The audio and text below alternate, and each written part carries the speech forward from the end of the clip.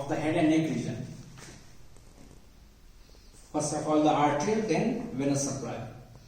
See here, the head and neck region receive most of its vascular supply from the branches of the external and the internal carotid artery. This external and the internal carotid artery are the terminal branches of this common carotid artery. It is the internal and the external carotid artery.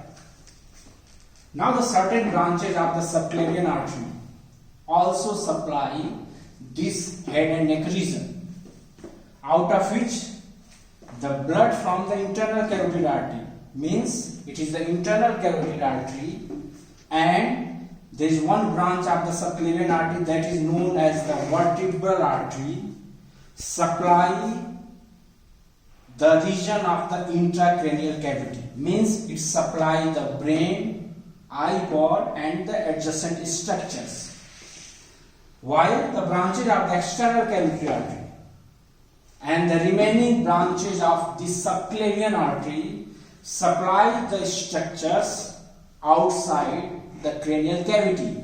That is why it is the internal carotid and it is the external carotid. It supplies the structures inside the cranial cavity and it supplies the structures of head and neck region outside the cranial cavity.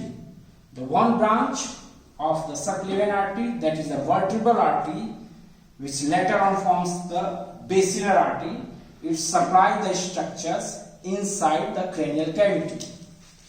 Now,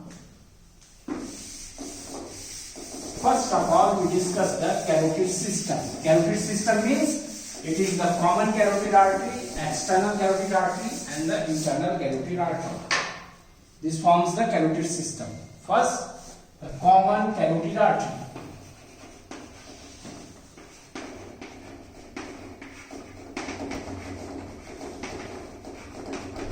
CCA.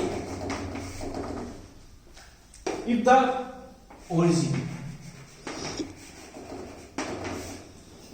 in this diagram, it is the arch of the aorta. The arch of the aorta, if you remember, it has the three branches: brachiocephalic trunk, left common carotid artery, and this is the left subclavian artery. This brachiocephalic trunk divided into the right subclavian artery and the right common carotid artery behind the right sternoclavicular joint, while on the left side this left common carotid artery takes directly origin from the arch of the aorta. So if you see the origin of the common carotid artery, it differs on the right and the left side. On the right side, this common carotid artery is the terminal branch of this brachiocephalic trunk and it takes origin behind the right sternoclavicular joint. So this right common carotid artery has only the cervical part that is present in the neck only, while on the left side this common carotid artery takes origin from the arch of the aorta behind the manubrium sterni. So it has the thoracic part and the cervical part. This left common carotid artery is longer than the right common carotid artery. It takes origin in the superior mediastinum, then ascend behind the left sternoclavicular joint, and from here it runs vertically upwards like the right common carotid artery. So left common carotid artery has the thoracic plus cervical part. Thoracic part and the cervical part, and the right has only the cervical part. In the cervical region, in the neck region, both the artery have the same course. This common carotid artery, along with the internal jugular vein and the vagus nerve, we have discussed, they are present in a sheath that is known as the carotid sheath. If you see the important relations, anteriorly this common carotid artery overlapped with the sternomastoid muscles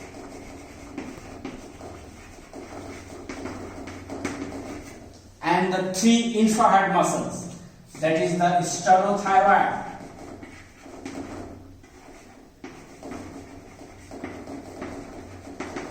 sternoheart,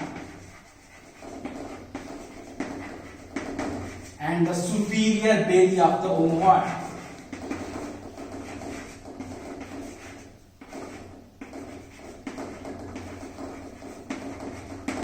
These four muscles overlap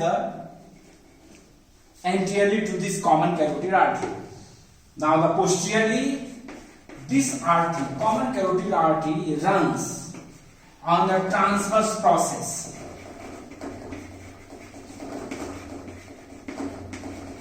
of lower four cervical vertebra.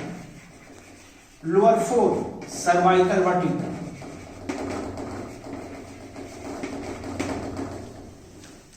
Now on the lateral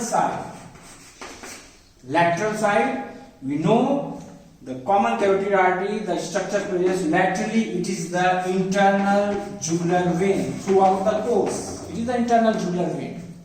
While the medial to the artery, there are the important structures present. It is the trachea. It is the esophagus.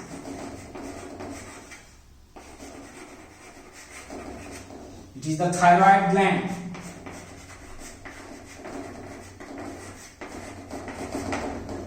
Then it is the recurrent laryngeal nerve.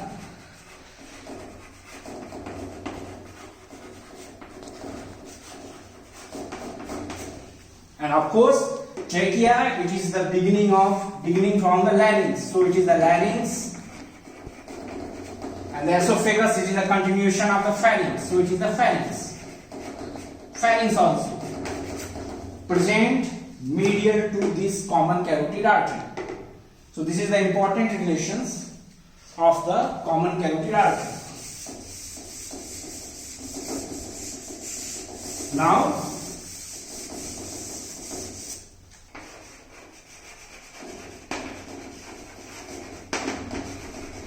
termination of the common carotid artery. This common carotid, both common carotid artery on the right side or of the left side, terminate by dividing into the external carotid artery and the internal carotid artery at the level of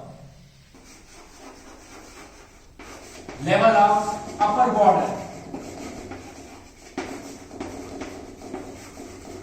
of lamina of thyroid cartilage.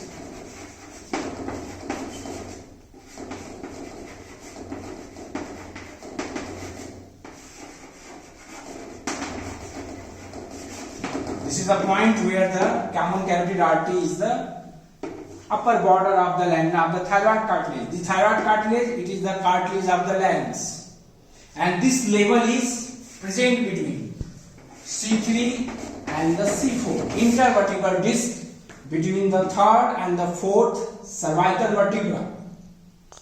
This is a point where this common carotid artery bifurcates into the external and the internal carotid artery. Now another point, what is the carotid tubercle?